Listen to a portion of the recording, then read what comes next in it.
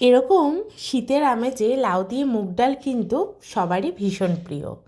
তাহলে চলো আজকে তোমাদের সাথে শেয়ার করি লাউ দিয়ে মুগ ডাল রেসিপি। ওয়েলকাম ব্যাক টু স্বর্ণালীর হেসেল। আশা করি সবাই খুব ভালো আছো, আমিও খুব ভালো আছি। দেখো, আগের দিন বাজার থেকে এরকম টাটকা লাউ নিয়ে এসেছিলাম, আর তারপরেই লাউয়ের খোসা ছাড়িয়ে নিয়েছি। আর খোসাগুলো দেখে আর ফেলতে ইচ্ছে হলো না, তাহলে বানিয়ে ফেলা যাক লাউয়ের খোসা ভাজা। তো সেটার রেসিপি তো তোমাদের দিয়েছি, যারা এখনও দেখোনি তারা আমার চ্যানেলে গিয়ে কিন্তু দেখে নিও। তারপরে লাউটাকে এরকম শেপে কেটে নিয়েছি কিউব করে। তোমরা অন্য শেপ চাইলে দিতেই পারো, আমার এরকম ভালো লাগে তাই দিয়েছি।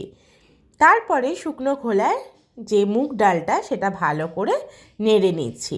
একটু লালচে করে নাড়লে ভালো হয়, কিন্তু দেখো আবার যেন পুড়ে না যায়, তাই একটু নাড়িয়েই যেতে হবে, না হলেই কিন্তু নিচে পুড়ে যাওয়ার সম্ভাবনা থাকে। ভালো করে এরকম শুকনো খোলায় ভেজে নেওয়ার পরে ডালটাকে কলের জলে ভালো করে ধুয়ে নিচ্ছি। ঠান্ডা জলে ধুলেই কিন্তু ভালো। এরকমভাবে ভালো করে নাড়িয়ে ধুয়ে নিলে ডালের মধ্যে সমস্ত স্টার্চ নোংরা সব বেরিয়ে যাবে। তারপরে সেদ্ধ হতে বসালাম নুন দিয়ে, কাঁচা লঙ্কা দিয়ে, আর সেই কিউব করে কেটে রাখা লাউ দিয়ে। ওপর থেকে একটু সর্ষের তেলও দিয়েছিলাম, সেটা হয়তো টেকনিক্যাল কারণে স্কিপ হয়ে গেছে। সেদ্ধ হয়ে যাওয়ার পরে সমস্তটাই একটা বাটির মধ্যে নামিয়ে নিয়েছি।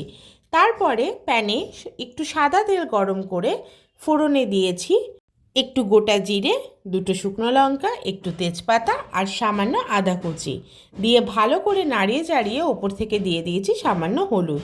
এই ডালে অল্প হলুদ দেওয়াই কিন্তু ভালো। তারপর হলুদ দেওয়ার পরে সেই যে সেদ্ধ করে রেখেছিলাম ডাল আর লাউ, সেটা ফোড়নের উপর দিয়ে ভালো করে নাড়িয়ে নিয়েছি। ওপর থেকে নুন আর চিনি ব্যালেন্স করে দিয়ে দিয়েছি। একটুখানি চেখে দেখবে ঠিক আছে কিনা, তাহলেই কিন্তু রেডি লাউ দিয়ে মুগ ডাল। ও হ্যাঁ, ওপর থেকে ঘি ছড়াতে কিন্তু ভুলো না, ওটাই কিন্তু শো স্টপার। কেমন লাগলো অবশ্যই জানিও, ভালো লাগলে লাইক কমেন্ট শেয়ার করো, প্লিজ সাবস্ক্রাইব।